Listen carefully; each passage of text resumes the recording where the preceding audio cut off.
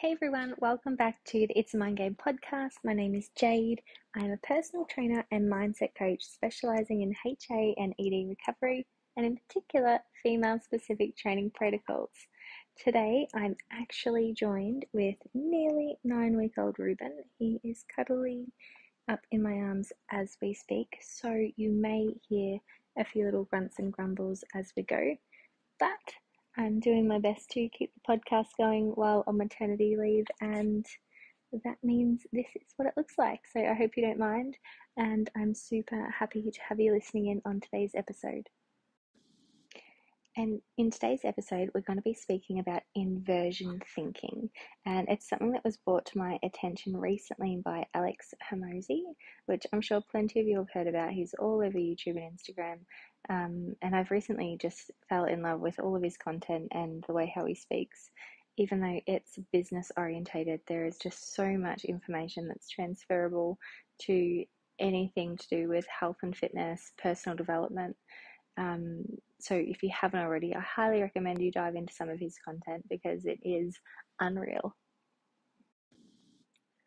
Once we've finished talking about inversion therapy, I'm going to be answering 3 questions that were submitted from 3 women in the HA community, which is a space for women recovering from HA run by both Claudia and I. And we occupy that space with group calls, one-on-one sessions, and individual contact unlimited throughout the time that they're in our community. So they will be at the end, but for now, let's dive into inversion thinking. Inversion thinking is when you solve problems in reverse. So when applying this to HA recovery, rather than looking at your recovery and going all the things you should be doing, we're going to work it in reverse and highlight the things that you shouldn't be doing. The reason this method is helpful is because as humans, we are much better at finding problems than what we are at finding solutions. This method allows us to harness that instinctive ability that we have and identify the problems that are blocking our success. As a result of finding the things that are blocking our success, we can then flip it in reverse and focus on all that we need to be doing to guarantee success. So, to apply this method, we're going to discuss 10 things you can do to make sure your period doesn't come back. So, we're going to be talking about the 10 things you can do to make sure your period stays MIA.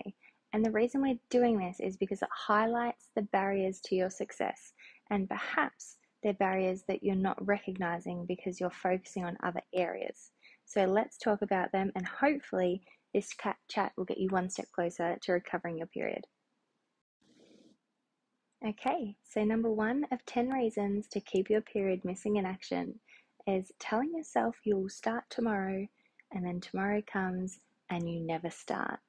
Not only does this break down your integrity and your confidence to actually commit to this goal, but it delays the success that you can have, right? Every day that you start your recovery is a day closer you are to actually getting your period back. So therefore, each day you tell yourself, I'll start tomorrow, I'll start tomorrow, I'll start tomorrow, you're prolonging the success. Number 2 is reading books, listening to podcasts, and learning all that there is about HA recovery, but never applying anything that you learn. And this can be really common, especially in that sort of pre-contemplation stage, where it's almost some level of excitement when you discover what HA is, because it's like, finally, there's a reason for what I'm going through. And even though you might have that kind of whiplash effect of, this is awful, why am I being punished for my fitness, or why am I being punished for my health goals, the knowing of why your period's gone missing is incredible. Like, you actually have a reason, and as goal-orientated women, you also now have a treatment method on how to recover it. And it's very easy to get caught up in the information and all of this new knowledge that you're stumbling across, because for many of us, it's a whole new world. There are so many things about our incredible body that we just had no idea about, and then we find this treasure chest of knowledge, and we get so high on everything that we're learning about that we forget to actually apply it. So number 2 reason to keep your period MIA is to continue learning all of these things but never applying any of it. Number 3, the reason to keep your period MIA is take advice from people who know nothing about HA. So again, this is really, really common in most women's journey, and that is we decide to figure out what's going on with our body, we learn or we discover what HA is, and then we start telling our friends and family about it because it's something that's really important to us and what's going on in our life. And with sharing this information, you might come across people who support the changes that need to be made, but you also might stumble across people who go, that's bananas. There is no way that you being so healthy is causing your missing period, or that's really unfair that you need to reduce your exercise in order to get your period back. Surely that's not right. Or perhaps even, you're the healthiest person I know, you eat the best diet I've ever seen. There is no way that that's causing your missing period. And when we're feeling quite vulnerable and in the position that we're in, where perhaps we're scared to make change, we don't want to make change, or we're even sort of contemplating how true the information can be, being surrounded by people who play on that vulnerability and encourage us to go against what we're being told is really unhelpful. So it's very important to make sure that you're actually listening to people who are well advised in HA recovery or even experts, so that you can make choices that best serve you and honor your recovery. All right, so reason number 3 that will keep your period missing in action is listening to people who know nothing about HA and being led by their opinions. Number 4 is skipping breakfast. Now, this one's a really, really simple one, but I know many of you have researched HA and know the fundamentals of what it takes in order to get your period back, and breakfast is just an essential. We want to minimize the time spent in a hunger state, and the best way to do that is to make sure that you're eating within 30 to 60 minutes of waking. All right, so number 4 reason to keep your period missing in action is to continue to skip breakfast. Now, I do think women sort of overthink this and perhaps think that they have to have a massive serving for breakfast, but breaking the fast really is the essential part of this process. And for some women, it could be like a protein shake and a banana, and for other women, it could be a full-blown breakfast because they wake up with an appetite. But I will save that for another episode. But to keep it simple, skipping breakfast is not serving you. Number 5 out of 10 reasons to keep your period missing is avoid carbohydrates. So many of us grew up with the low carb, no carb crazes, and we were fed all of this information why we shouldn't be consuming carbohydrates. But we have much better information now, and we know how essential carbohydrates are to our body, for our brain function, for our hormonal health, and even just for our mood. So if we're avoiding getting our period back and we're identifying and we're working on inverse thinking, we would be avoiding carbohydrates. Number 6, reason for not getting our period back is avoiding discomfort. Now, HA recovery involves so many elements of change, and unfortunately, that means feelings of discomfort. And while it can actually be the most empowering thing on the planet to go from feeling like you can't do any of these changes to making these changes every single day, when you first start out, it's really easy to lean away from those challenges because it just feels uncomfortable. But when we're talking about inverse thinking, once again, we're identifying the things that are actually going to make sure we keep our period missing or make sure that we don't recover our period. And that would be avoiding discomfort and avoiding challenges and avoiding things that make us feel uncomfortable. Number 7 is short and sweet, but it's probably my absolute favorite. And that is, you keep breaking the promises that you make to yourself. And the reason why this is so important is because every time you break a promise to yourself, you lose respect for yourself in the process. And over time, that is just the most crushing thing you can do to yourself. And whether you apply this in the HA recovery space or you apply it to your personal life, your work life, it's just as important in all of those areas. And it's definitely something worth thinking about, is actually keeping the promises that you make to yourself. But again, we're talking about the inverse. So we're talking about you're actually going to be breaking promises each and every day. And that is going to make sure you stay exactly where you are and you do not recover your period. Number 8, how to not recover your period, is you don't plan ahead. So a great example of this is if you need to increase calories, you actually need to plan out what you're going to eat and when you're going to be eating it, because otherwise you're just going to fall back into your current behaviors, which is obviously what is causing your HA. So identifying that you need to plan is really important, because often this gets confused with the idea that HA recovery means that you're spontaneous and you're free and you can just go with the flow. And yes, absolutely, all of those things are important. But if you don't know how to fuel in a way that allows your hormones to flourish, then you can't possibly do it without thinking about it, because it's not something you naturally do, right? So if you want to stay in the same position where your hormones aren't flourishing and your period is still missing in action, it would be to not plan ahead and keep doing everything as you currently are doing. Number 9 is no rest days. Often women who are suffering with HA recovery are overworked through exercise. It can definitely come in the form of being overstressed with, emotional stresses, or perhaps undernourishing. But either way, your body is in a struggle. And by you not resting, whether that be physically or emotionally, you are holding yourself back from success.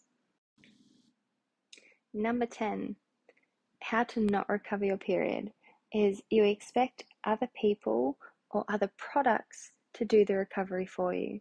And what that means is you're more than happy to pay the price to see the medical practitioner, see the expert, buy the books, have the medical tests, have the procedures, or spend a truckload on supplements, because it feels easier to give the power to a third party than what it does to take ownership of what you need to do in order to restore your health and heal your body. And, a key part of HA recovery for so many women is getting emotional stability back, is recovering their relationship with exercise and actually having a healthy relationship with exercise, and of course, learning how to nourish their body appropriately. And those 3 things, emotional health, physical health, or relationship with exercise, relationship with food, cannot be done through supplements or through only listening to others, right? Because if you go see a medical practitioner and they help you through it, applying the wisdom they've provided you is what's going to help you through. If you go and buy supplements, absolutely, they're, a little topper to what you're already doing, but they're not going to do the work for you. You really need to put the time and the energy into creating that foundation, that base that's really going to support your body, and then letting everything else sort of complement the rest. But at the end of the day, it really is up to you to be powerful, to be strong, and to make these changes, knowing that you're making the best decision for yourself and for your health. And knowing that if you just don't feel that confident, or you're not quite sure, that you can ask for help and you can find people who will help you and support you through this journey. You don't have to do it on your own, but you absolutely do need to act on what's essential to make it happen and to get that period to come back.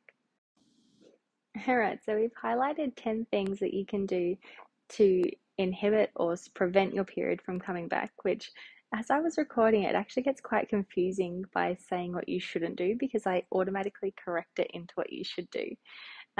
You probably noticed that as you were listening. But either way, I hope that going through those top 10 things is like, sorry, I'm yawning. It's like 20 past midnight. But I've been trying to record this episode for like 2 days, and it's been so noisy with my little one or all other things. So excuse that little miniature yawn, but I'm absolutely here for you, and I'm so keen to help you on your HA recovery, and I just love doing this stuff, which if you feel like it and if you think the podcast is worthy of it, please do leave a 5-star review, as your support really, really helps me grow the podcast. Anyway, back to what we were talking about, which is it's really easy to jump back from the inverse way of thinking into the way we should be thinking. But we've now identified what we don't want to be doing. So now we're quickly going to go through the top 10 things that we want to be focusing on. All right, let's do it. The top 10 things that we want to be doing. We want to be starting today.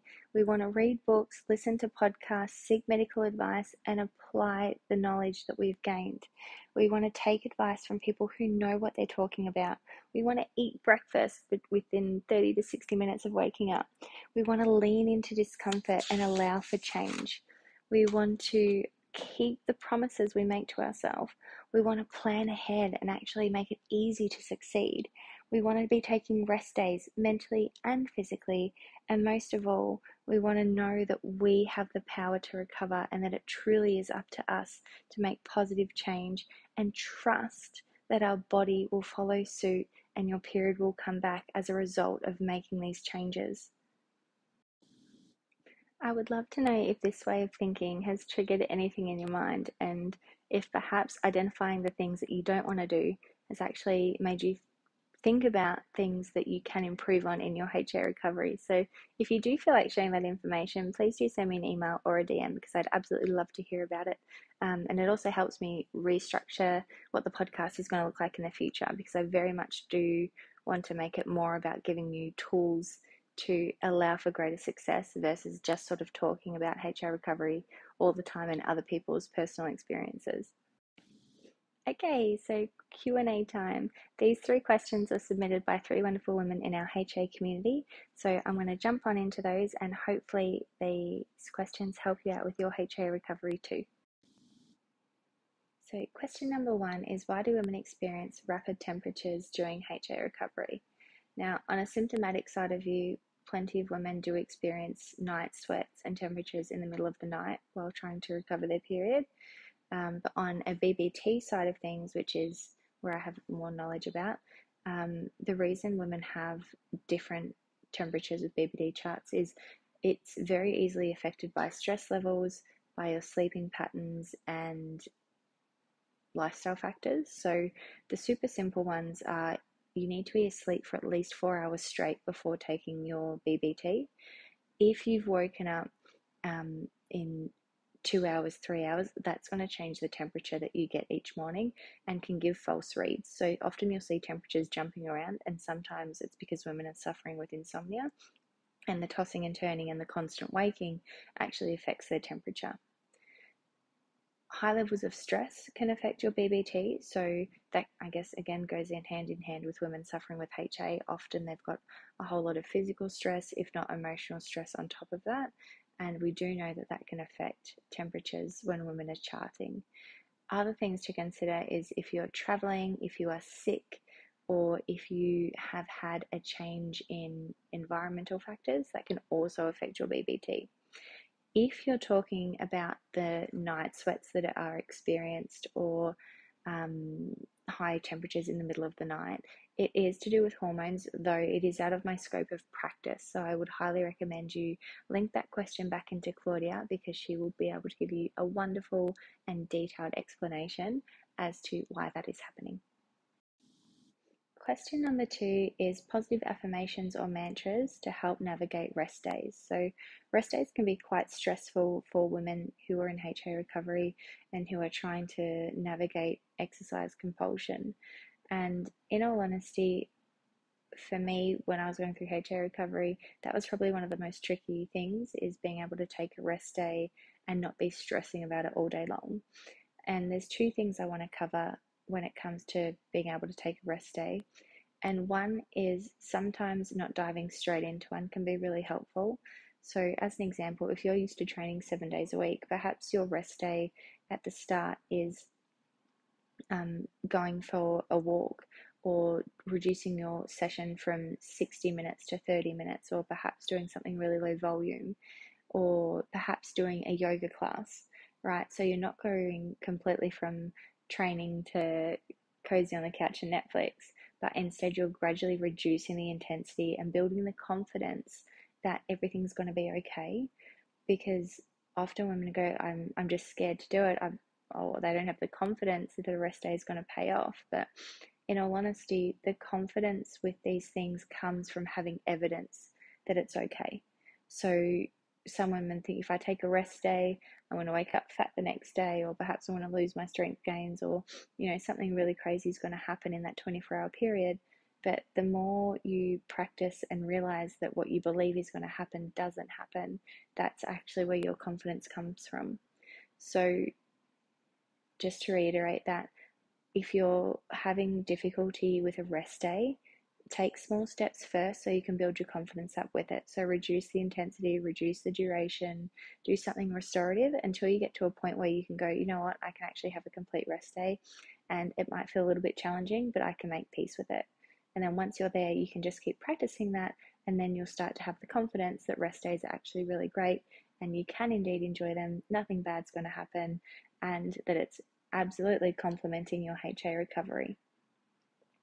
The other thing with rest days to consider if you're looking at a mindset point of view, and I personally found this really, really helpful when I was going through it, which was when I'd approach a rest day, I'd tell myself it's just for today.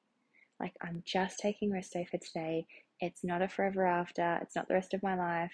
It's just for today.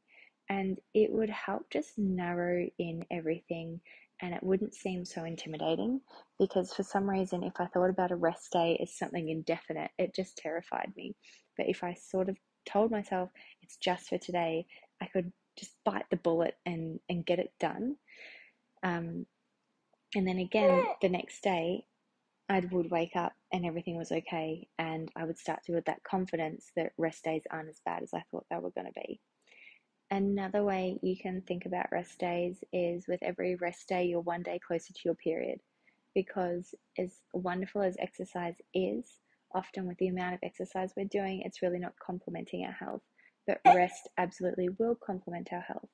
So trying to almost keep a tally mark of each rest day equals one day closer to your period can be a really positive way to look and reflect on a rest day, instead of feeling like something bad's going to happen. Question number 3.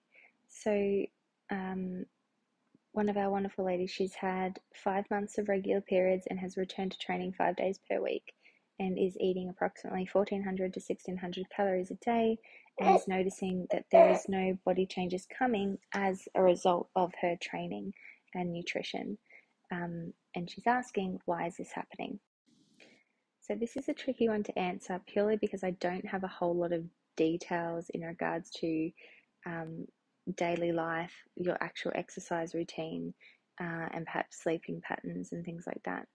But based on the information provided, it does seem like the food you're consuming could be too low for what your body needs in order to flourish. So while you're still getting a period, which is absolutely awesome, like it's so great you've had 5 in a row, it could be that your body's not getting enough nourishment to actually grow the muscle, burn the body fat that it needs. So there's that absolute school of thought where calories in, calories out is the answer, but it's a lot more complicated than that. And while that can be disheartening for some, it's actually really wonderful, because often eating more leads to better results. So there is definitely a space for consuming more calories could actually help you see the results that you want to.